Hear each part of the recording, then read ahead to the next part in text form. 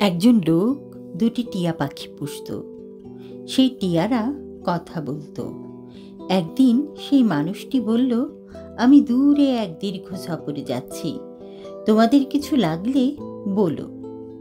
টিয়ারা বলল, তুমি যেই সফরে যাচ্ছ সেখানে পথে একটি বন আছে, সেখানে অনেক টিয়া পাখি থাকে। আমাদের গুরু থাকে সেখানে, আমাদের আত্মীয় স্বজন বন্ধুবান্ধবরাও থাকে।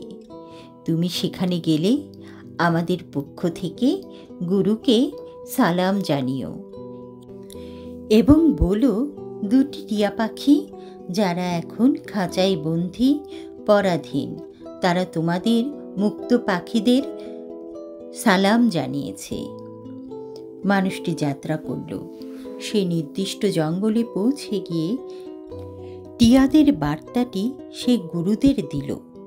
হঠাৎ করেই দেখা গেল গাছের ডালে ডালে থাকা পাখিরা একে একে পড়ে যেতে লাগলো।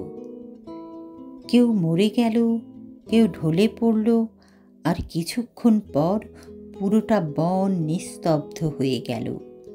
সমস্ত টিয়ার যেন মৃত্যু হয়েছে। মানুষটি হতভম্ব হয়ে গেল। ভাবল, কি এমন কথা বললাম যে সব টিয়া মরে গেল? মনটা খুব খারাপ হয়ে গেল তার। দুঃখ ভারাক্রান্ত মনে সে ফিরে এলো। ফিরে এসে তার টিয়া পাখিদের সব কিছু খুলে বলল, তোমাদের খবর পৌঁছে দিয়েছিলাম, কিন্তু শুনে খুব দুঃখ লাগবে।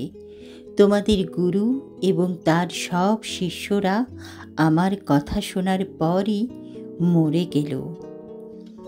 টিয়াগুলো শুধু ওইটুকু শুনেই থপ করে খাঁচার তলায় পড়ে গেল নিথর। মানুষটি দারুণ কষ্ট পেল। ভাবল, আমার বার্তাই বুঝি তাদের মৃত্যু ডেকে আনলো। দুঃখে সে টিয়া পাখিদের তুলে এনে খাঁচা খুলে বাইরে ফেলে দিল। ঠিক তখনই দেখা গেল টিয়া পাখিরা হঠাৎ ডানা মেলল এবং উড়ে গিয়ে এক গাছের ডালে বসে পড়ল। মানুষটি বিস্ময় চিৎকার করে উঠল, এটা কি হলো? তোমরা মরনি? টিয়ারা হেসে বলল, না, আমরা মরিনি। আমরা তো আমাদের গুরুর কাছ থেকে শিখেছিলাম কিভাবে মুক্ত হতে হয়। আমরা শুধু তার পাঠটি অনুসরণ করেছি। তিনি আমাদের বলেছিলেন, মরে যাও, কিন্তু মরার আগেই, অর্থাৎ নিজেকে মারো, নিজের অহং, লোভ, মোহ, ঈর্ষা এসবকে শেষ করো, তাহলেই তুমি মুক্তি পাবে। আমরা সেই শিক্ষা নিয়েই নিজেদেরকে মৃত দেখালাম, আর সেই পথেই খাঁচা থেকে মুক্তি পেলাম। এই শিক্ষা আসলে দার্শনিক ও আত্মিক।